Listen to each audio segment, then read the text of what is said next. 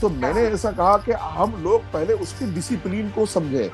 डुबकी लगाने का डिसिप्लिन क्या है? अब मैं हूं मुसलमान और मैं मुर्गा खा करके पहुंच जाऊं वहां डुबकी लगाने, तो मेरे से ज्यादा शैतान आदमी कौन हो सकता है? तो मैं कहता हूं कि उसूल पसंद आदमी को होना चाहिए।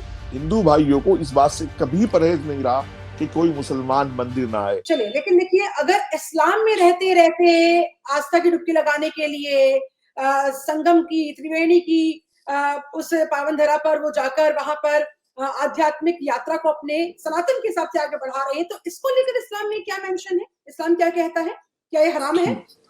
नहीं, इसमें मेरा मेरा मानना कुछ अलग है। मैंने पहले भी पूरी नेशनल टेलीविजन पर ये टॉपिक पर बातचीत कर चुका हूं। मेरा ऐसा मानना है कि अगर मैं भजन कीर्तन करने के लिए किसी मंदिर में जा रहा हूँ, या डुबकी लगाने के लिए जा रहा हूँ, या मैं जो है पूजा पाठ करना चाहता हूँ, तो हमें पहले उसके उसूल जानने चाहिए। जैसा कि आपको याद होगा कि जब यूपी में कावड़ यात्रा चल रही थी, तो मीट की दुकानों को लेकर, वो दुकानों पे नाम लिखने को लेकर एक मसला आया था। तो मैंने उस वक्त ये बात पूरी दुनिया के सामने रखने की कोशिश की थी कि आप इसको हिंदू मुस्लिम में मत बांटो। आप इसको इस तरीके से देखो कि वो पैदल चल करके कितनी मेहनत और मुशक्कत के साथ जो है वो जो है शिव यात्री जो है जा रहा है। तो आप अगर उसके धर्म के नहीं हो, आप नहीं जानते कि लहसुन का, प्याज का, फला का, हर चीज का उनका अपना जो है परहेज है, उनकी पूजा पाठ के समय में वो ये सब चीजें नहीं खा सकते, तो मुसलमान तो उससे परहेज नहीं कर रहा है। तो मैंने ऐसा कहा कि हम लोग पहले उसके डिसिप्लिन को समझें। डुबकी लगाने का डिसिप्लिन क्या है? हम वहां मीट खाकर नहीं जाएं, नहा धो करके जाएं, लहसुन प्याज खाकर ना जाएं, ताकि हमारे जो करोड़ों लाखों भाई वहां आए हैं अपने धर्म में विश्वास करते हुए, ताकि हम उनके लिए भी जो चीजें आसान करें। अब मैं हूं मुसलमान और मैं मुर्गा खा करके पहुंच जाऊं वहां डुबकी लगाने, तो मेरे से ज्यादा शैतान आदमी कौन हो सकता है?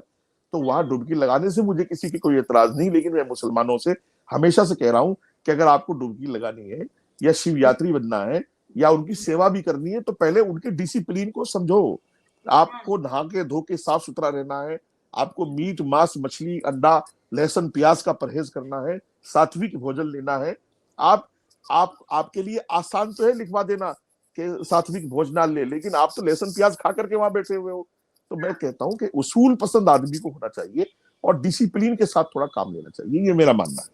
क्या इसीलिए ऐसे ही कुछ लोगों की वजह से, जो इस तरह के शरारती तत्व होते हैं, जो इस तरह के आयोजनों में घुस जाते हैं, माहौल खराब करने की कोशिश करते हैं, कहीं ना कहीं हिंदू मुस्लिम के बीच की खाई को चौड़ा और किया जाता है? कुछ लोग जो इसी ताक में बैठे होते हैं, इसी फिराक में बैठे होते हैं कि देखिए, ये मुसलमान यहाँ पर नहीं आने चाहिए, इनकी एंट्री को लेकर इसलिए फिर सवाल खड़े हो जाते हैं। नहीं, वो एंट्री मेरी कई साधु संतों से बात होती है। देखिए, उनका मानना भी ठीक है। अब मैं रमजान में रोजा रखता हूँ, मुझे मालूम है कि मेरा रोजा पानी पीने से टूट जाएगा। मुझे मालूम है कि मेरे पेट में कोई चीज जाएगी तो वो रोजा टूट जाएगा। आपने उपवास रखा है, आप पिछले 24 घंटे से कुछ खा पी नहीं रहे, आप जो है व्रत रख करके आप शिव यात्रा कर रहे हैं, और मैं खामखा वहां मीट मछली मुर्गा खा करके आपको अपने हाथ से लड्डू देने पहुंच जाऊं, और वो हाथ भी मेरा सही से धुला हुआ ना हो, तो फिर मेरे से ज्यादा बेकार आदमी कौन हो सकता है? आप ये बताइए। तो मेरा ऐसा मानना है कि वो साधु संत भी इस बात से डर रहे होते हैं कि यार, हमने इतनी मेहनत और जफाकशी के साथ अपनी पूजा की है, अपनी इबादत की है, साधना की है, व्रत रखा है, और ये डिसिप्लिन जानता नहीं है, ये आकर के बीच में घुस रहा है। तो इसीलिए मैं कह रहा हूं, आपको अगर वाकईतन सनातन से मोहब्बत है, तो सनातन का डिसिप्लिन आप सीखें। फिर जो आप डुबकी भी लगा ले, फिर आप जो है शिव यात्री भी बने, फिर आप सेवक भी बने। हिंदू भाइयों को इस बात से कभी परहेज नहीं रहा कि कोई मुसलमान मंदिर ना आए।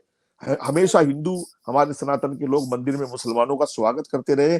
लेकिन अगर मुसलमान अंडा मीट मछली खाकर मंदिर जाएगा, तो ये बताइए भगवान का अपमान है कि नहीं है? इसलिए हम चाहते हैं कि आप मंदिर जाओ, शौक से जाओ, हिंदू भी आपका स्वागत करेंगे, गुरु भी आपका स्वागत करेंगे, लेकिन आप जो है परहेज के साथ जाओ, डिसिप्लिन सीखो, फिर जाओ आप।